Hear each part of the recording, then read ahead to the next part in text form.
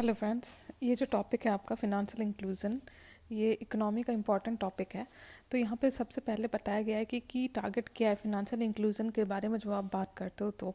तो देखिए, इसमें जो की टारगेट है वो है कि पहला तो जो फिनेंशियल सर्विसेज हैं वो अफोर्डेबल होना चाहिए हर एक सिटीजन के लिए, चाहे वो गरीब हो या फिर अमीर हो। दूसरा कि यूनिवर्सल एक्सेस, मतलब हर एक इंसान के पास होना चाहिए फिनेंशियल सर्विस का एक्सेस।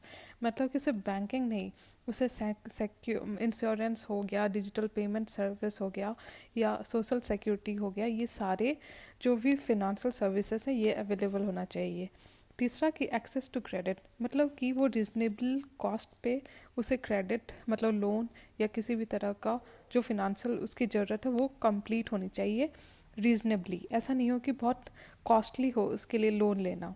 चौथा है कि access to livelihood and skill development. पांचवा है लिटरेसी, फिनेंशियल लिटरेसी और एजुकेशन। मतलब हमारी बहुत सारी रूरल जो पॉपुलेशन है वो उसमें अभी भी फिनेंशियल लिटरेसी की कमी है। वुमेन में अभी भी फिनेंशियल एजुकेशन की कमी देखी जा रही है।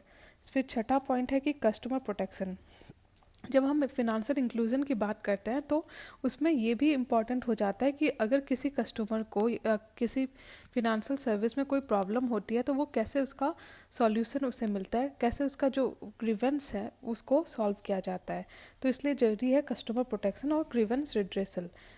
लास्ट पॉइंट है आपका इफेक्टिव कोऑर्डिनेशन, मतलब जितने जो फिनेंशियल रेगुलेटरी बॉडीज़ हैं या फिनेंशियल इंस्टीट्यूशन है उनके बीच में अच्छा कोऑर्डिनेशन होना चाहिए। अगर अभी का सिचुएशन देखो तो उसमें आपको डाटा, ये सब डाटा इंपॉर्टेंट हो जाता है जो कि आप कोट कर सकते हो अपने आंसर्स में। पहला है कि जो प्रधानमंत्री जन धन योजना है उसमें हम 42.2 करोड़ अकाउंट्स खोल चुके हैं मार्च 2021 तक।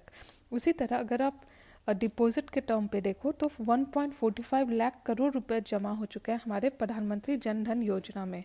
उसी तरह तीसरा पॉइंट है कि जो हमारा पीएम जीवन ज्योति बीमा योजना है जो कि आपका लाइफ इंश्योरेंस से रिलेट करता है, उसमें 10.65 करोड़ एनरोलमेंट हो चुका है।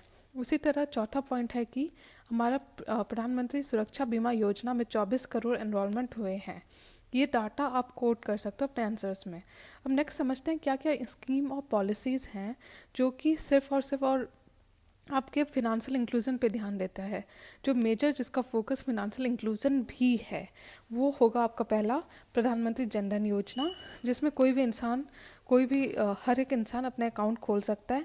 दूसरा है आपका national payment corporation of India का यूपीआई एंड रुपे कार्ड। इसके थ्रू भी आपका फिनेंशियल रिवॉल्यूशन आया है, ईजी हो गया है आपका फिनेंशियल जो भी ट्रांजैक्शन होते हैं। तीसरा है बैंकिंग कॉरस्पॉन्डेंट्स। बैंकिंग कॉरस्पॉन्डेंट्स वो लोग होते हैं जो कि घर घर जाते हैं, गांव गांव जाते हैं और बैंकिंग सर्विस प्रोवाइड करते हैं जो भी मासेस हैं रूरल में या जो दूर दराज एरिया है वहाँ पे, जहाँ पे बैंकिंग हो सकता है कि ना अवेलेबल हो, बैंक्स अवेलेबल नहीं हो, वहाँ बैंकिंग कॉरस्पॉन्डेंट्स के थ्रू वो अपना सर्विस प्रोवाइड करते हैं। नेक्स्ट है आपका अटल पेंशन योजना, जिसमें कि पेंशन की फैसिलिटी है।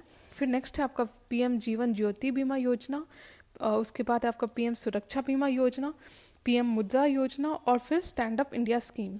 ये सारे आप इनिशिएटिव्स कोट कर सकते हो जब आप फिनेंशियल इंक्लूजन के बारे में बात करते हो। तो अब समझते हैं कि क्या क्या प्रॉब्लम है फिनेंशियल इंक्लूजन में।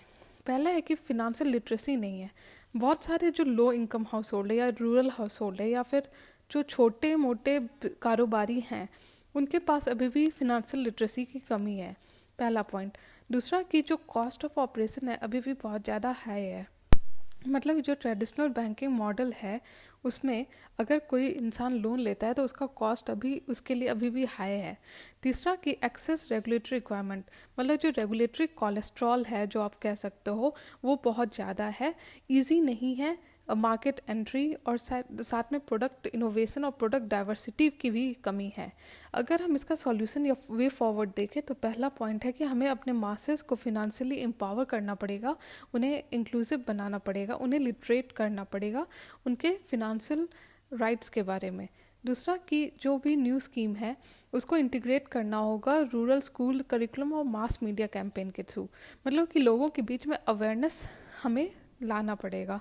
तीसरा है कि हमें फैसिलिटेट करना पड़ेगा ऑनलाइन और पेपरलेस बैंकिंग।